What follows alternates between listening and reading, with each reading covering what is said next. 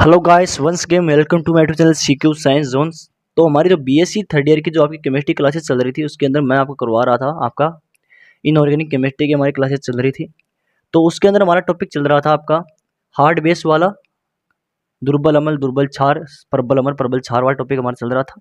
इसके अंदर सारे के सारे टॉपिक कवर हो चुके हैं, लेकिन कुछ इंपॉर्टेंट टॉपिक थे वही मैं करवाने जा रहा हूँ। शायद इसकी लास्ट एक क्लास और होगी इंपॉर्टेंट क्वेश्चन की, या फिर यही आपकी लास्ट होने वाली है। फिर हम अगली नेक्स्ट यूनिट स्टार्ट करेंगे इसके अंदर। तो आज का जो हमारा नेक्स्ट टॉपिक होने वाला है ये मैं थोड़ा सा सोल्ड पेपर से लेकर के आया हूँ, क्योंकि नोट्स के अंदर जितना कराया था मैंने सारा करवा दिया है, और कुछ दो चार इंपॉर्टेंट क्वेश्चन और बनते हैं वो सारा मैं आपके सामने लेकर के आ रहा हूँ, उसकी क्लास अभी डाल रहा हूँ मैं। ठीक है, तो जो भी इंपॉर्टेंट क्वेश्चन बनने वाले हैं वो सारे के सारे आपको करवाने जा रहा हूँ मैं। एक एक चीज़ को समझते हुए जाना है, एक एक चीज़ को लिखते हुए जाना है, और जो भी क्वेश्चन बता रहा हूँ वो सारे के सारे प्रिपेयर कर लेना। एग्जाम में आपको इनसे बाहर कुछ नहीं मिलने वाला है, सारा का सारा पेपर इनसे मिलने वाला है। तो देखिए, आज का जो इंपॉर्टेंट क्वेश्चन है वो आपका है मोस्ट इंपॉर्टेंट क्वेश्चन है, किसी भी स्पीशीज की विद्युत ऋणात्मकता और कठोरता में संबंध ज्ञात कीजिए। ये कैसे रिलेशन इसको फाइंड करेंगे, देखिए इंपॉर्टेंट टॉपिक बनता है, एग्जाम में बहुत बार रिपीट हुआ ये क्वेश्चन और आपको मिलेगा, फिर आप कहोगे कि हमको बताया नहीं है। तो देख लीजिए, समझना एक एक चीज को। किसी स्पीशीज की विद्युत ऋणात्मकता व कठोरता मृदुता में संबंध ज्ञात कीजिए, रिलेशन ज्ञात करना है। जिन स्पीशीज की विद्युत ऋणात्मकता कम होती है वह मृदु स्पीशीज होती है। मतलब ये ध्यान में रखना है कि जिन स्पीशीज क्या होती है, जो विद्युत ऋणात्मकता है, इलेक्ट्रोसिटी क्या होती है, कम होती है, वो क्या होते हैं, मृदु होते हैं। और तथा जिनकी अधिक हो वह क्या होते हैं, स्पीशीज कठोर होती है। ठीक है, आगे देखिए। इस टॉपिक के अंदर क्या थ्योरी है, थ्योरी ज़्यादा है इसके अंदर, इसको समझना है, लिखना है। धात्विक जितनी, अब एक बार दो बार पढ़ लोगे तो आपको थ्योरी याद हो जाएगी इसके अंदर, इसमें जितनी हार्ड थ्योरी भी नहीं है।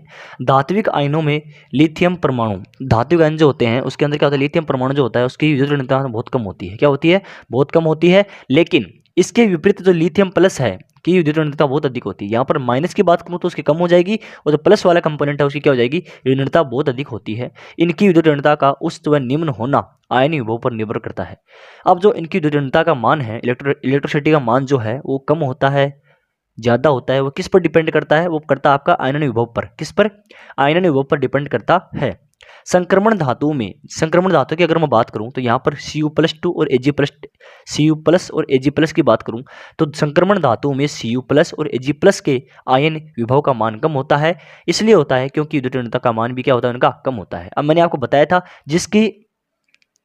जिसका आयनिक विभव का मान कम होगा उसकी विद्युत ऋणात्मकता का मान भी कम होगा। ये पॉइंट आपको कॉन्सेप्ट ध्यान में रखना है। जिसका आयनिक विभव का मान कम होगा उसका विद्युत ऋणात्मकता का मान ज्यादा कम होगा, और जिसका विद्युत ऋणात्मकता का मान कम होगा उसका आयनिक विभव का मान भी कम होगा। नोट देखिए, ये पॉइंट थोड़ा सा लिखने वाला लायक है, इसको ध्यान में देखना है कि इससे यह निष्कर्ष निकलता है कि अत्यधिक विद्युत ऋणात्मकता वाले परमाणु से प्राप्त ऋणायन कठोर क्षार होगा, वह निम्न ऋणात्मकता वाला परमाणु मृदु क्षार होगा। ठीक है, अब एक वैज्ञानिक आए, साइंटिस्ट हुए, उनके बारे में जो कथन था, उनका जो स्टेटमेंट था वो क्या था, उसके अकॉर्डिंग देखेंगे उन्होंने क्या कहा इसके बारे में। देखिए, मूलिकन जेसेफ के अनुसार, मूलिकन और जेफ के अनुसार देखें क्या कर रहे हैं, ये दो वैज्ञानिक है, एक नहीं है।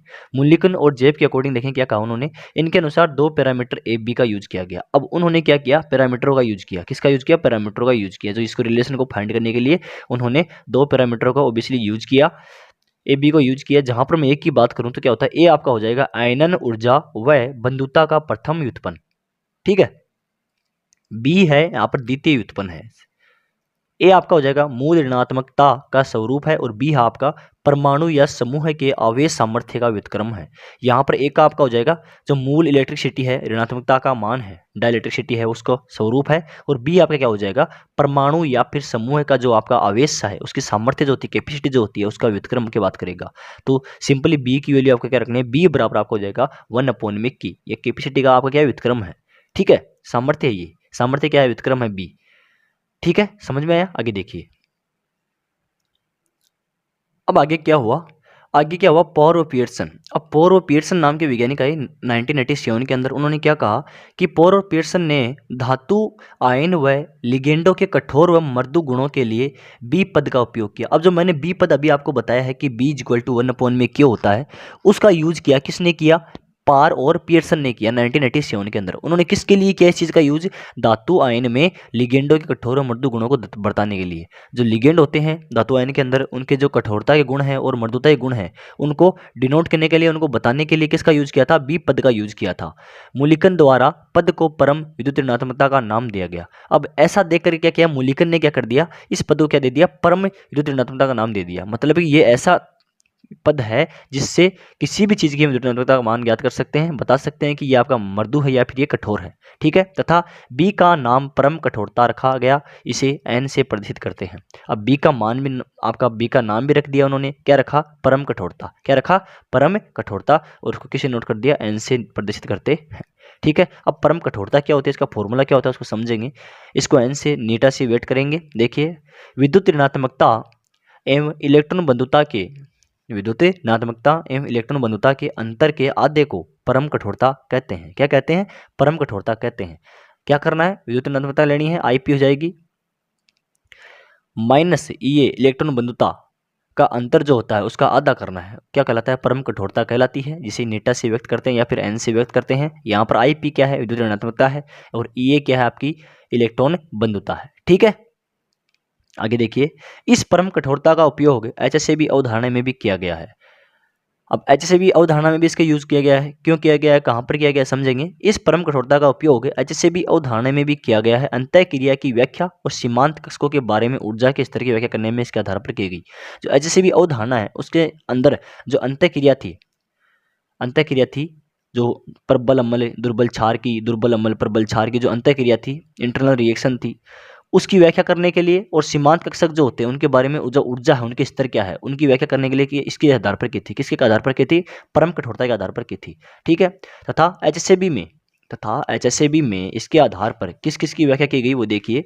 एचएसएबी में इसके आधार पर कठोर व मृदु स्पीशीज में ऊर्जा स्तरों की व्याख्या की गई, इनकी मृदुता की, उनकी कठोरता की व्याख्या की गई, उनकी ध्रुवता की व्याख्या की गई, युग्मित है या नहीं है, उनके अंदर सिग्मा बंध और पाई बंध व इसके आधार पर स्पीशीज में अनुनाद के बारे में भी बताया गया। जो परम कठोरता है इसके आधार पर क्या क्या बताया गया, एचएसएबी अवधारणा के अंदर जो कंपोनेंट होते हैं उनकी मृदुता के बारे में बताया गया, कठोरता के बारे में बताया गया, युग्मित है या नहीं है उसके बारे में बताया गया, पाई बंध उसके अंदर अवेलेबल है या फिर सिग्मा बंध अवेलेबल है, या फिर उसी के आधार पर जो स्पीशीज है उनके अनुनाद के बारे में बताया गया था। किसके बारे में बताया, अनुनाद के बारे में बताया।